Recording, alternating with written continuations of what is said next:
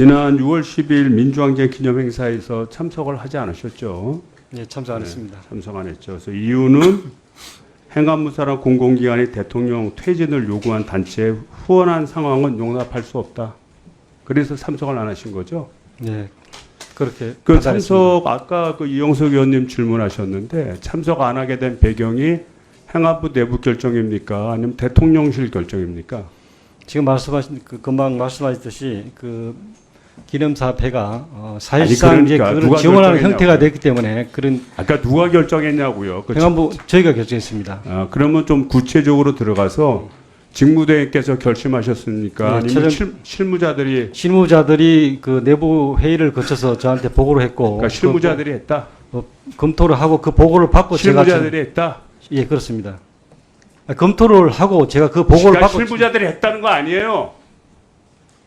뭘 결정을 참석 말씀드립니다. 안 하는 거를 여러 가지 안을 갖고 왔는데 최종적으로 제가 참석 안 하는 게 좋겠다고 판단했습니다. 그러면 직무대행님이 판단하셨다 이렇게 말씀하세요. 실무자들 핑계 대지 마시고. 공무원들이 무슨 죄가 있습니까?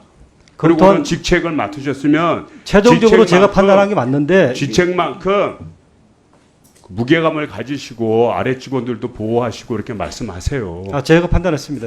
그래요. 하여튼 그 우리 직무대행님이 판단하신 걸로 알고요. 그 다음에 주체는 계속 행안부 장관이 행안부였죠.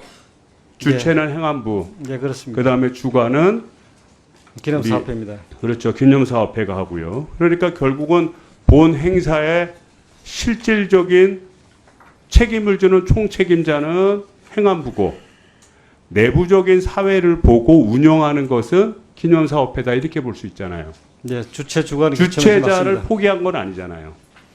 실질적으로 제가 참석은 안 했지만 그 행사 전반적으로 그러니까 주체자로서 그 역할을 하신 거 아니에요. 그렇습니다. 그러니까 사회를 보는 그런 단체들이 직접 한 것도 아니고 후원하는 업체가 대통령을 좀 비난했다는 이유로 주체자가 참석 안 한다는 게 이게 상식적입니까? 그 다음에 내가 하나 좀 문제 삼고 싶은 게요. 아니 대통령 욕하면 그거 정치행위입니까? 대통령의 문제점 지적하고 그거 비판하면 그거 정치행위입니까? 저희들 국고보조금이 목적 외로 그런 그 추모연대 같은 그런 행사 지원하는데 쓰는 것에 대해서 좀 심각하게 판단했고 자연스럽게 그 부분에 대해서 개인은 다 어떤 정치적인 문제에서 견해를 표현할 수가 있는 겁니다. 그게 정치적 자유예요. 그런 자유의 범위 내에서 의견 개진한 것을 문제를 삼는다면 그 행안부에서 과도하게 해석한 거 아닙니까? 이 점 유념하시고요. 지금 전체적으로 우리 국가가 지정한 그 기념일이 몇 개 되는지 아십니까? 정확히는 기억 못 차지만 7, 80개 되는 걸로 알고 있습니다. 쉬운 3개입니다. 쉬운 3개. 개별 쉬운 운율이 3개인데, 있고요. 기념일 규정에 있는 거 다 합치면 한 7, 80개 됩니다. 네. 그 7, 80개 되는 거 행안부에서 한번 좀 파악해 보십시오. 지난 5년 동안 정부 부처가 참여하지 않은 사업이 있었는지 한번 파악을 해보세요. 그래서 자료를 제출해 주시고요. 너무 옹색하잖아요.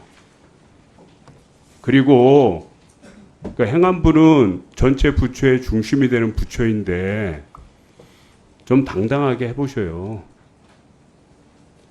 우리 국민들이 이해가 되게끔. 네, 여기까지 하겠습니다. 그 다음에 그 우리 윤희군 청장님. 네. 지난주 5월 30일 날 우리 김만재 위원장님하고 31일 날은 김준영 사무처장님을 경찰봉으로 구타 진압한 사건이 있었죠. 그죠? 그래서 우리 김 사무처장 같은 경우에는 27차례 경찰봉을 휘두르면서 머리를 집중 가격한 것이 15차례에 이르고 실제 그 비디오도 있습니다. 그거 보셨습니까? 예, 영상 봤습니다. 어떻게 과도하다고 느꼈습니까? 정상적인 진압이라고 느꼈습니까? 뭐 보기에 따라서 일부 과도하다고 보실 수 있겠지만 당시 불법 행위를 하고 있는 농성자에 대한 정당한 공권력 행사였습니다. 우리가 그 경찰관 그 직무집행법 제10조 사항은 경찰봉처럼 사람의 생명이나 신체에 위해를 가할 수 있는 경찰 장비는 필요 최소한도 내에서 사용해야 한다. 그러니까 공권력이라고 하는 것이 상대방이 불법 저질렀다고 해서 이거를 그 되로 오는 거를 말로 주고 이래서는 안 된다는 거 아니겠습니까? 이 공권력을 행사할 때는 최소한의 범위에서 하나는 원칙 아니에요. 네, 그게 이제 소위 비례의 원칙입니다. 네. 그리고 경찰 장비 관리 규칙의 제78조 사항에 보면 머리, 얼굴, 흉복부, 지적 가격은 자제해야 된다. 명시돼 있잖아요.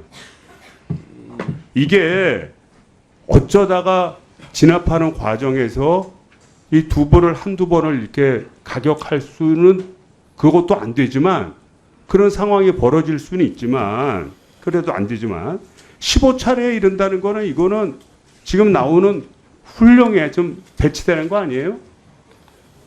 저희가 아까도 말씀드렸듯이 당시 상황 자체가 일반적인 상황이 아니었고요. 아니, 그러니까 네. 상황이 그렇던 안 그렇던 네. 이런 거를 용인하고 지금처럼 답변을 하시면 앞으로 경찰관들이 이 시위에 대해서 대응하고 또는 진압을 할 때 더 무리하게 하게 되는 자신감을 얻게 되잖아요. 의원님 지적 말씀 맞습니다. 그래서 앞으로 유사 상황이 있을 때는 조금 더 세심하게 할 수 있도록 그렇게 훈련을 더 강화하도록 하겠습니다.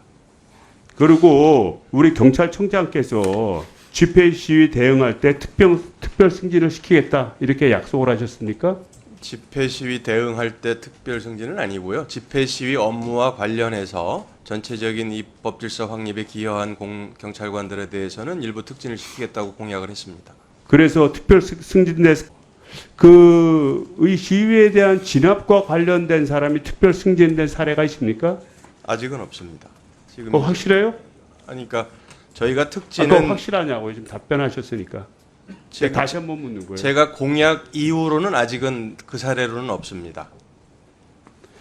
제가 한번 파악을 해보겠습니다. 네, 그 다음에 대화 경찰제도라는 게 있죠. 예, 있습니다. 처음에는 좀 말로 하다가 하는데 제가 알기로는 30일 각각 노사 교섭이 예정돼 있어서 네. 좀 대화를 좀 하면은 잘하면 물꼬도 틀 수 있다. 이런 상황이었다고 그래요. 그런데 갑자기 진압을 했습니다. 그러면 이 대화하겠다는 대화 경찰관 제도까지 두는 대화하겠다는 그 자체를 무시한 거 아닙니까? 그 당시에 이 불법 농성 상황과 지금 지적하시는 그 대화 경찰 운영과 그리고 또 이 노사 협상과는 사실은 좀 별개의 문제라고 저는 생각을 합니다. 네, 정리해 주세요. 당시에 이게 일반적인 불법이라면 의원님 지적이 타당합니다. 그러나 도로 한복판에다가 망루를 설치하고 당시 했던 이 불법 상황은 사실은 그렇게 저희가 시간을 가지고 저희가 누차례 경고를 했고요. 이미 한 이틀 정도의 시간을 가졌던 거고 그래서 이거와 대화 경찰 또는 노사 협상과는 사실은 저는 별개라고 생각합니다.